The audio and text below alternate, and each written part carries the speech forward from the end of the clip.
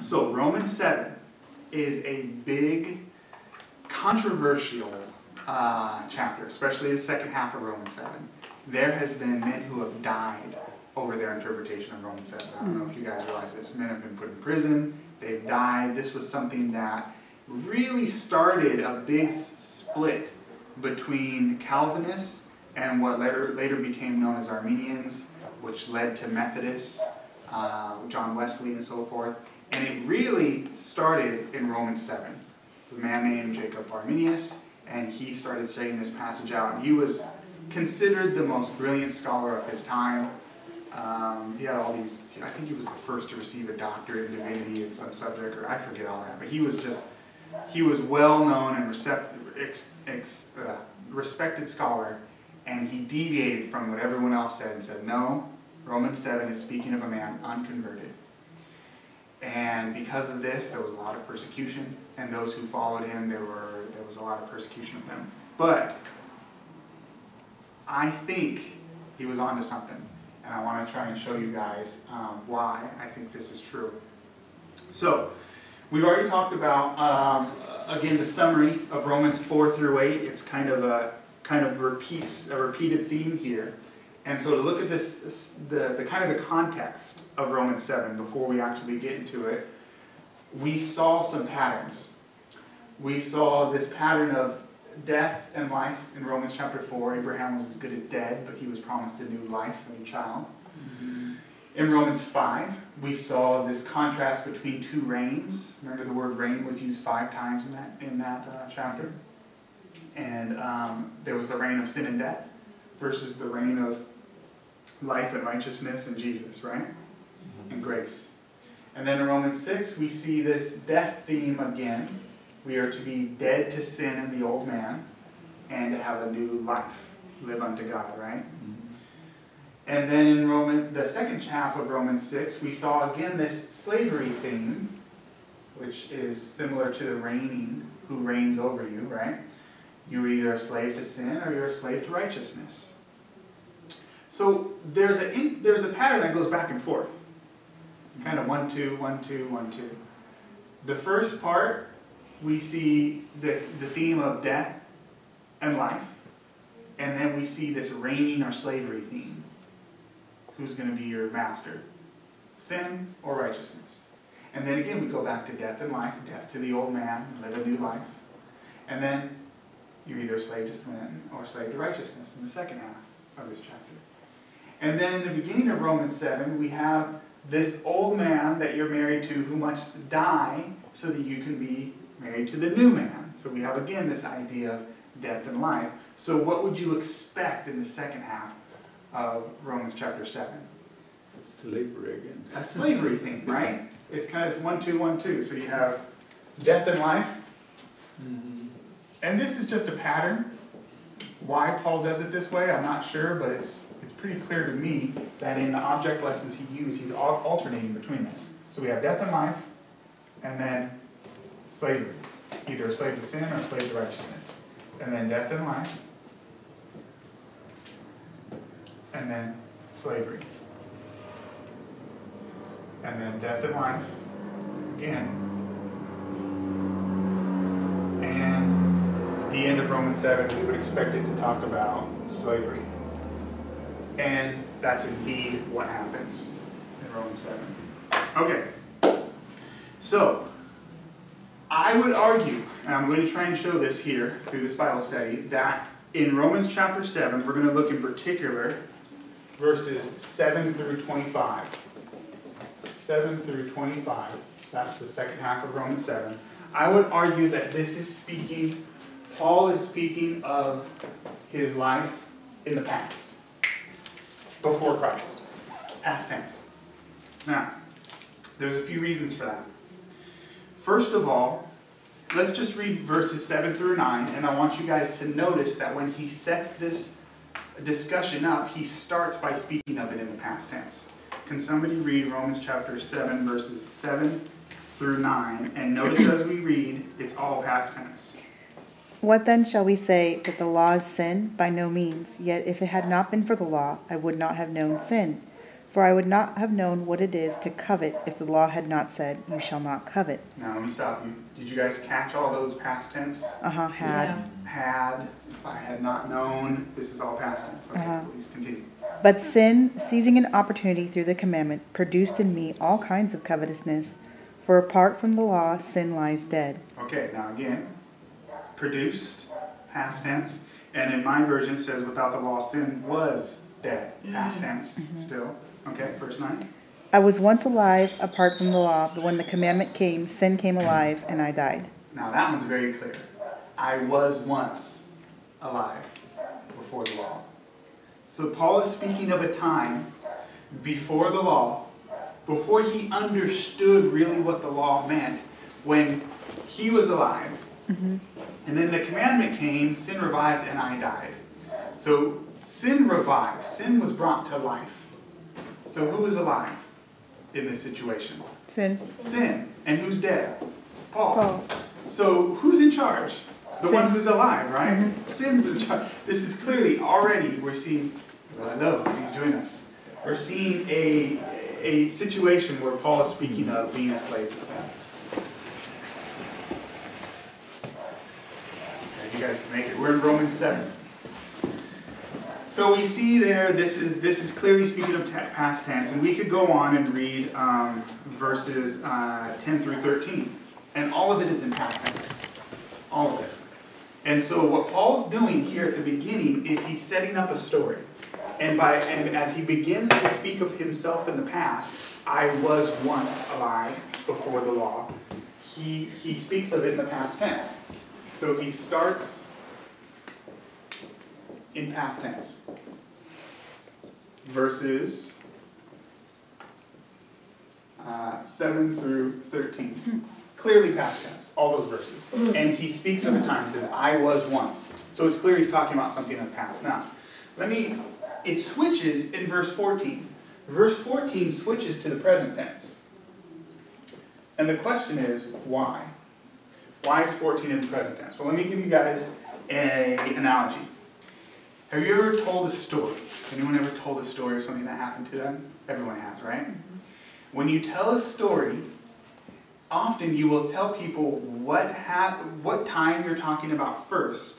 And then once the listener understands that you're talking about this certain time in the past, you start speaking of it as if it's happening.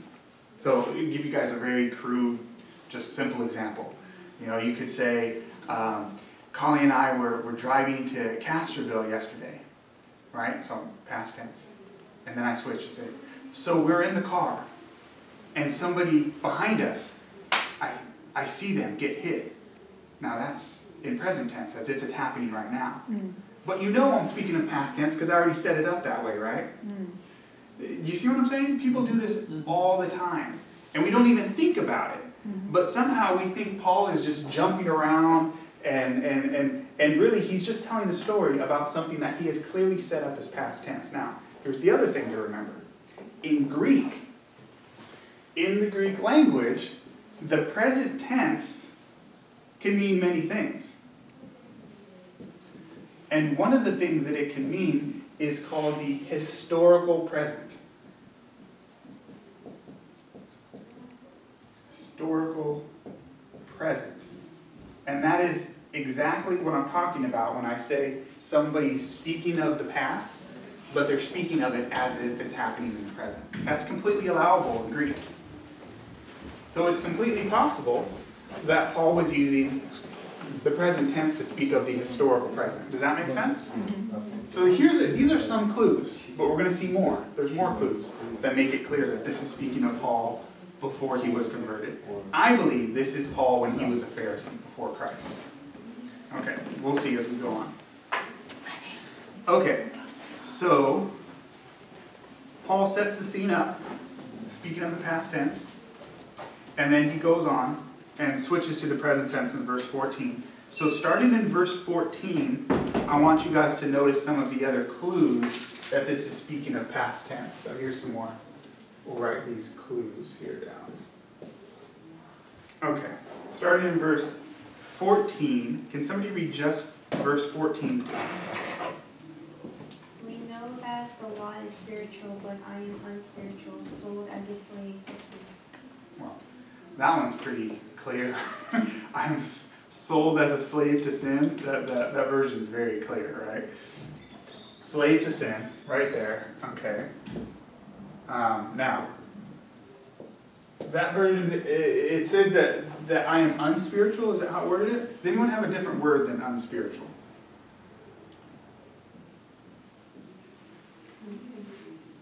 I am spiritual. We know that the law is spiritual, but I am what? Carnal. Carnal. That's the word. Carnal. He said, Of the flesh is what I have. of the flesh.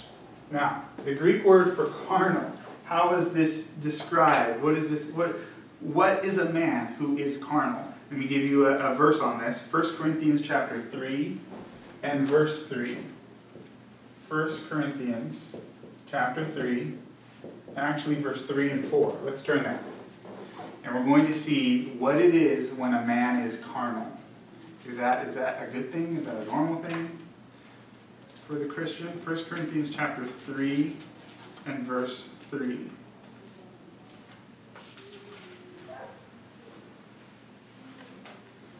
Now this is Paul rebuking the Corinthian church and saying that they are still yet carnal. I'll go ahead and read this for you. 1 Corinthians chapter 3, verse 3 and 4. For ye are yet carnal. For whereas there are among you envying and strife and divisions, are you not carnal and walk as men? For while one saith, I am of Paul, and another, I am of Apollos, are you not carnal? Do you guys see the idea of what Paul is saying? Mm-hmm. You're walking like men. You have strife and division among you. You're fighting among you. You're still carnal. This is not somebody who's been delivered from their sins. This is somebody who is still in their sins. You guys see that? And Paul is rebuking them. Why are you yet? Why are you still carnal? Right? That's not supposed to be happening in the church. There's not supposed to be people saying, I am of Paul, and another one, I'm following Apollos, and then they're arguing amongst each other and fighting, right? Kind of interesting. Okay. So carnal is not a good thing. Is that clear? To be carnal is not a good thing. Is being a slave to sin a good thing? No. Your version was very clear. It says, I'm a slave to sin. That's when we read the previous chapter, in Romans 6, it says you are either a slave to sin or a slave to righteousness. He says in your past you were a slave to sin. So when Paul starts this off and says, I'm a slave to sin, it's obviously he's speaking in the historical present, which he has set up and said, hey, there was a time when I was a slave to sin. Is this clear? Mm-hmm. It becomes very obvious because, or else he'd be contradicting everything he said in the past couple chapters. Okay? So, what does it mean to be, my version in verse 14 says that he is sold under sin. Does anyone have that? I am sold under sin. Sold under sin. What does it mean to be sold under something? What does it mean when a man is sold? Slave. That's a slave, right? Can you guys picture in your mind back in, the 1700s and so forth when they used to put men up on a pedestal for everyone to see and decide how much they want to pay for the man? That's what happens when you sell a man. He says, I am sold, right? When you sell a man, you're talking about slavery. Mm-hmm. That's clearly what Paul's talking about. Now, what is he a slave to? He says, I'm sold under sin. So he is clearly describing a slave to sin. And your modern version just says it plain out, slave to sin. That's what it means. So Paul here is describing someone who is a slave to sin, who is still carnal. Okay? Now, clearly, you read the previous, all you got to do is read the previous chapter, chapter 6. And he talks about you were a slave to sin, and now you are a slave to righteousness. This is clearly talking about Paul before he was converted. Okay?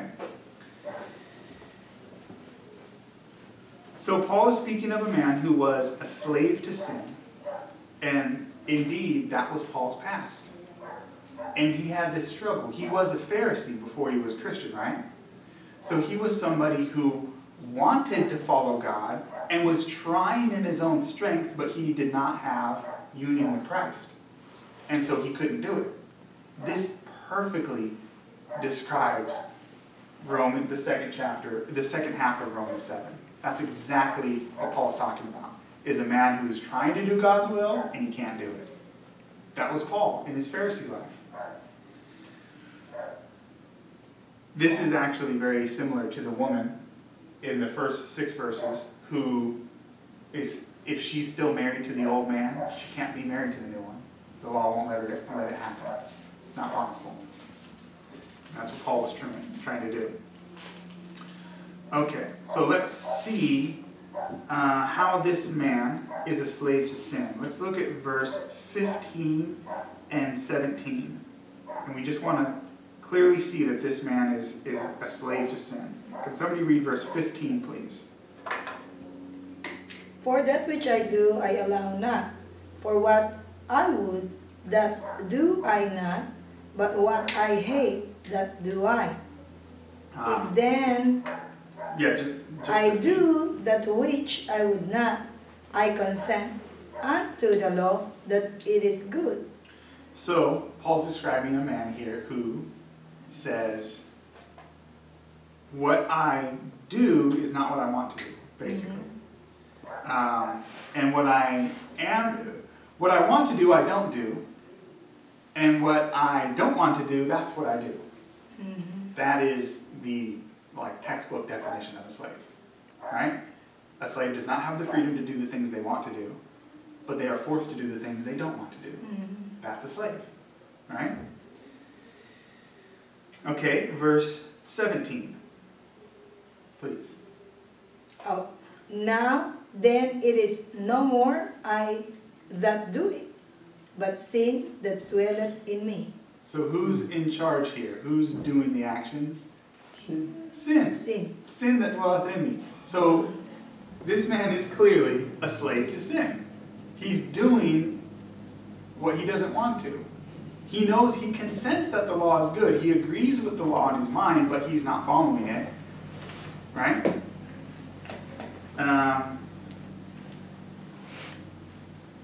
Verse 18. For I know that in me, that is, in my flesh, dwelleth no good thing. For to will is present with me, but how to perform that which is good I find not. So I want to do what's good, but how to do it? Can't do it. I want to do what's right, but can't do it. Is that a slave to sin or a slave to righteousness? Slave to sin. That's a slave to sin, no doubt about it. But he wants to be free. His mind says, I agree with the law. I'm trying to do what's right, but I can't do it. This is the exact condition of a Pharisee.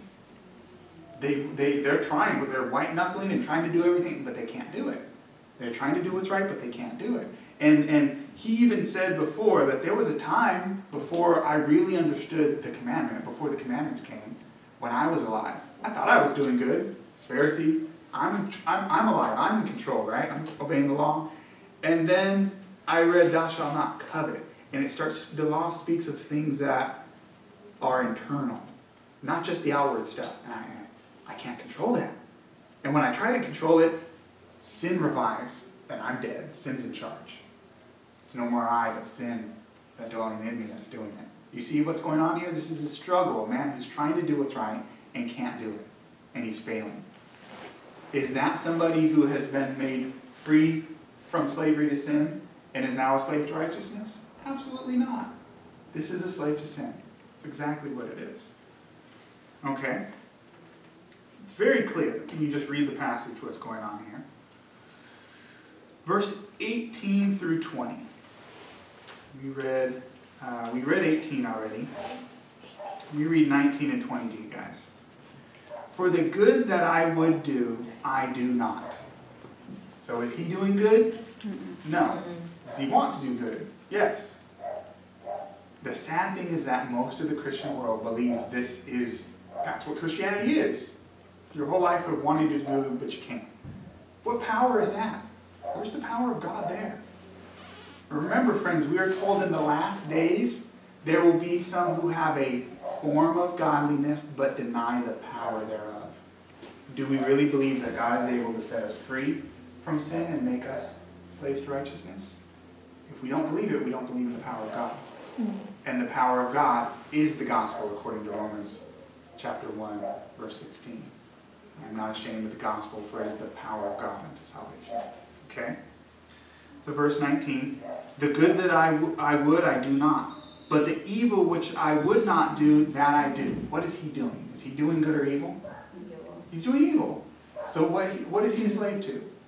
Sin. Obviously. It's very obvious. Now, if I do that I would not, it is no more I that do it, but sin that dwelleth in me. So who's in control again? Sin. Sin's in control. Okay? Let's see here. Verse 21 through 24, we'll read that. But I want you to notice in verse 23 the use of the word member. Okay. I find then a law. Now he's speaking metaphorically about the word law, like the law of nature, or the law of the law of attraction, or something like that. I find then a law, that when I would do good, evil is present with me. So this is just some kind of like a law of life, something that he finds to be true. When I would do good, evil is present with me. For I delight in the law of God after the inward man. In my mind, I like it. But I see another law. Now, is this the law of God? No. No, it's another law. And some people confuse this too, and they think, oh, There's another law. it's talking about the law of God. No, he says it's another law. But I see another law in my what? Members.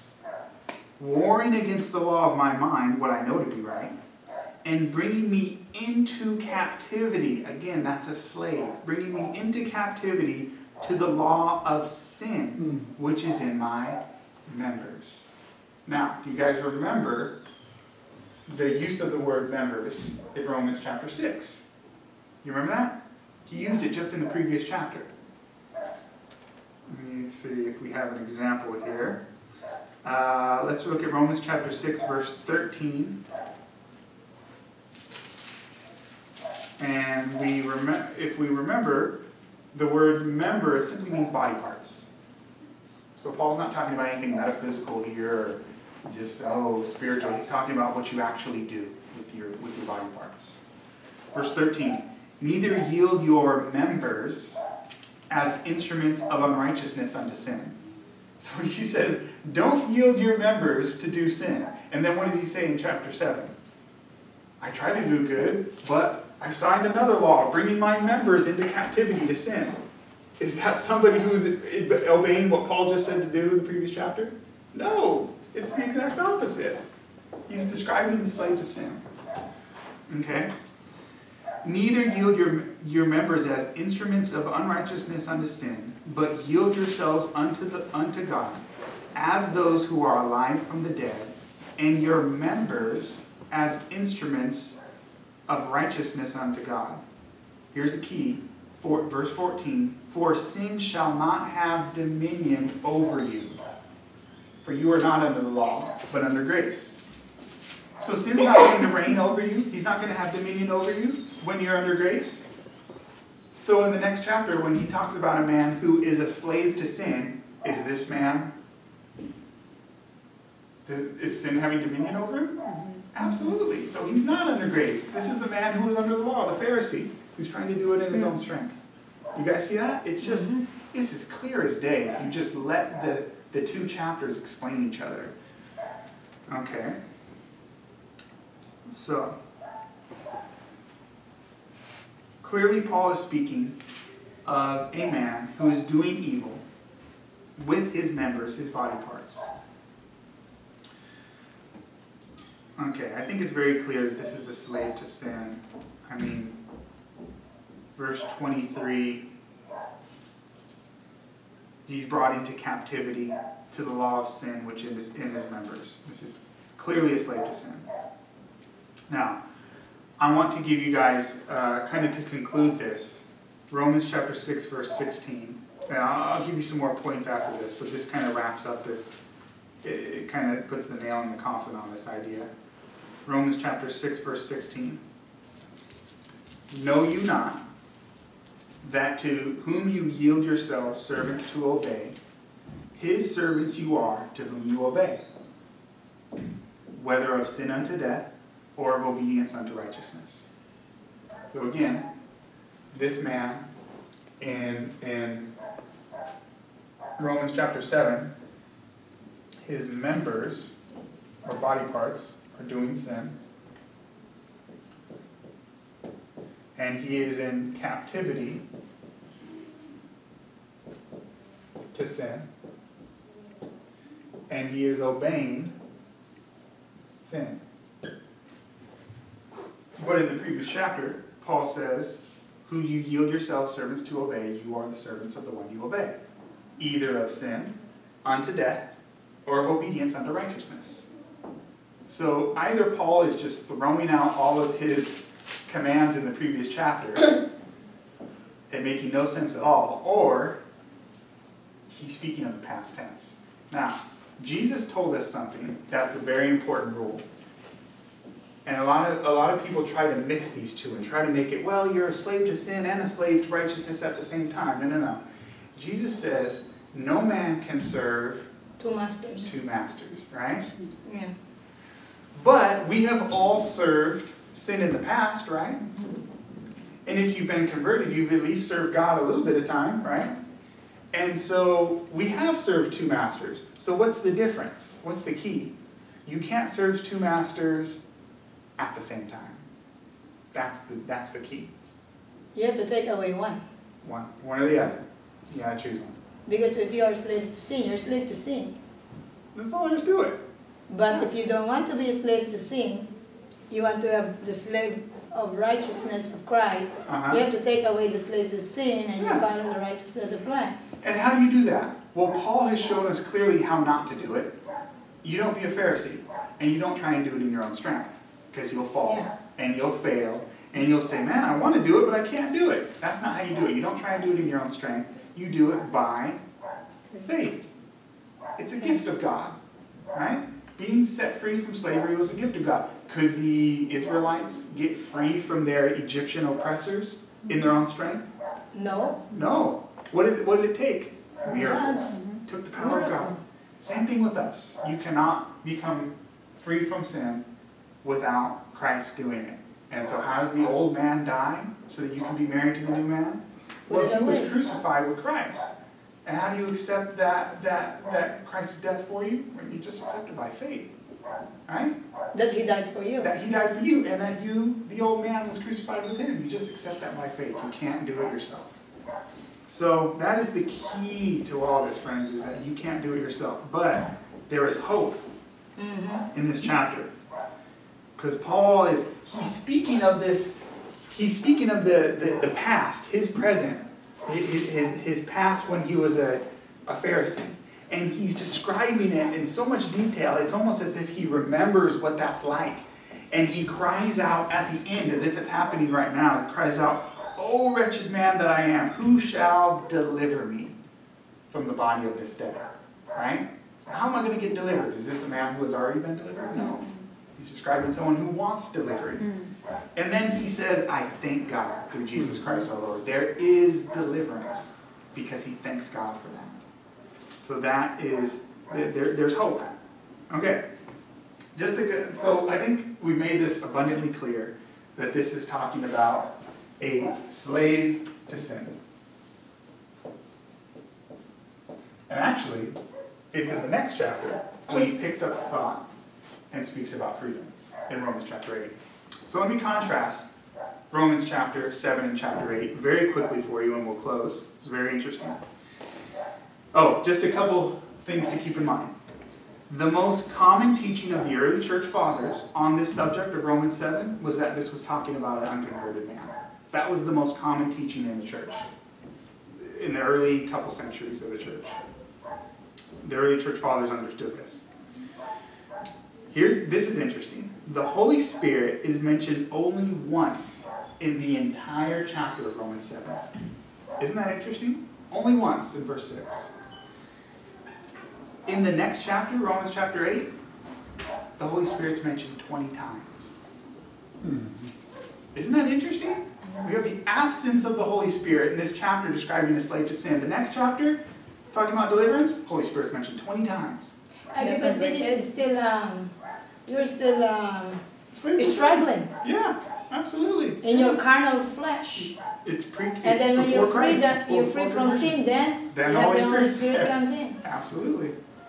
Okay.